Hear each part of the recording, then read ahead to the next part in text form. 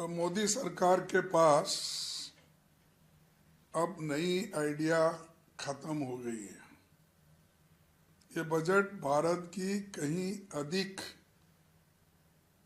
आर्थिक, सामाजिक और राजनीतिक चुनौतियों के लिए एक सवाल होके बैठा है और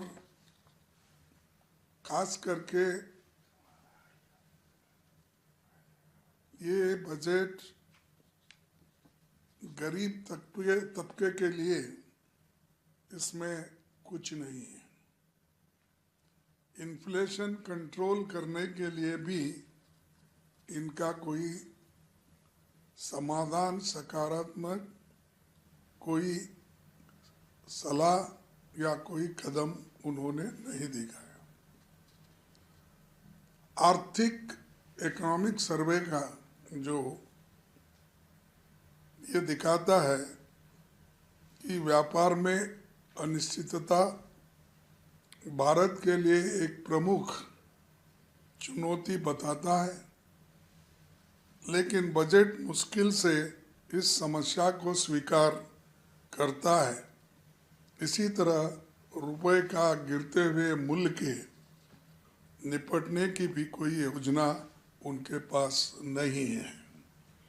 भारतीय अर्थव्यवस्था का मूल संकट ठहरी हुई वेतन, कमजोर उपभोक्ता मांग और निजी निवेश में सुस्ती, लेकिन बजट में उपभोक्ता मांग के फिर से गति देने का कोई विचार नहीं दिखता।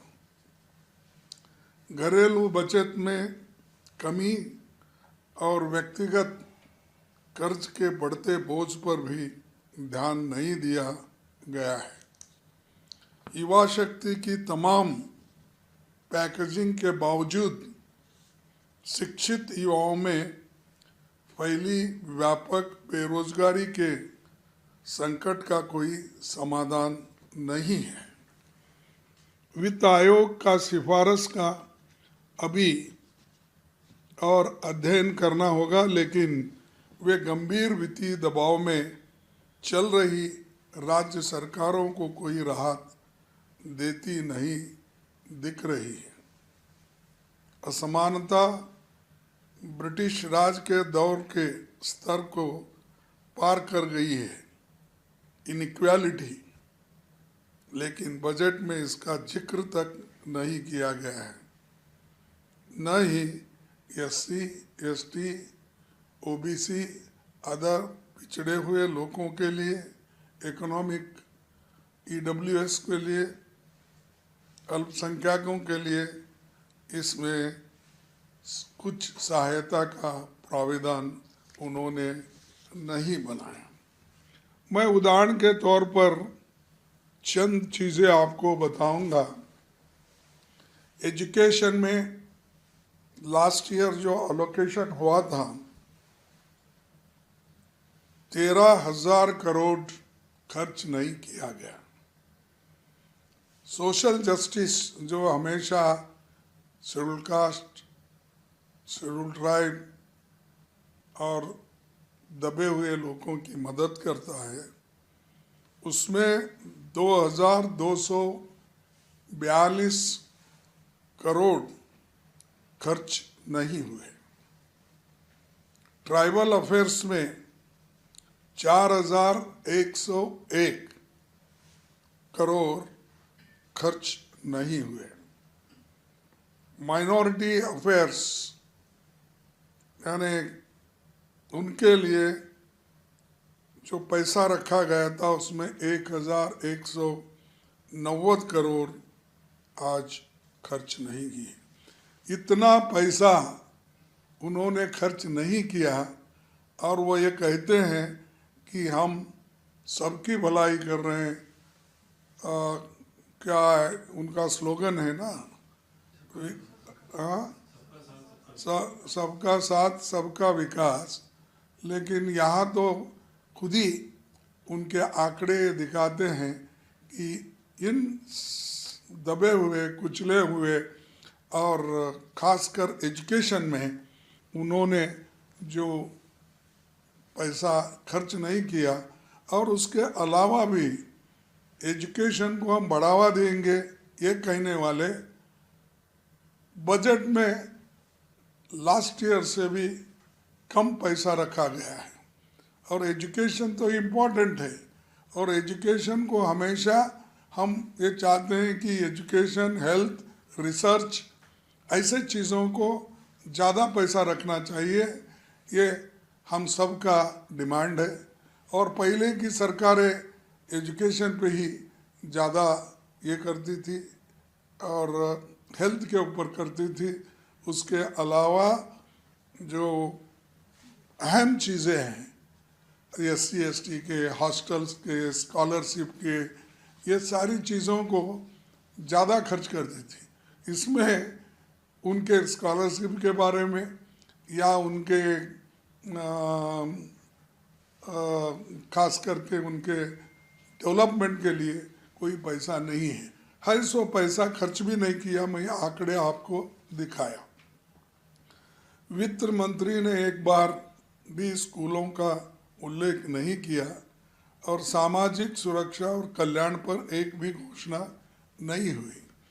और मनरेगा की जगह आए नए कानून के लिए बजट आवंटन पर एक शब्द तक उन्होंने नहीं किया। यानी जो मनरेगा का है, जो योजना, उसके खिलाफ वो लोग हैं, लेकिन हम उसको रिटेन करने के लिए लड़ रहे हैं। उसके बारे में भी उन्होंने खुलासा नहीं किया, कितना पैसा रखना है, कितना खर्च करना है। और ख़ासकर हम ये नहीं भी चाहते हैं, क्योंकि उन्होंने पहले ही अपना माइंड बना लिया है कि मनरेगा को ख़त्म करने का। ये एक थकी हुई, रिटायर हो चुकी सरकार का बजट है, क्योंकि इनके पास पैसा नहीं है और 250 पैसा खर्च नहीं हो रहे।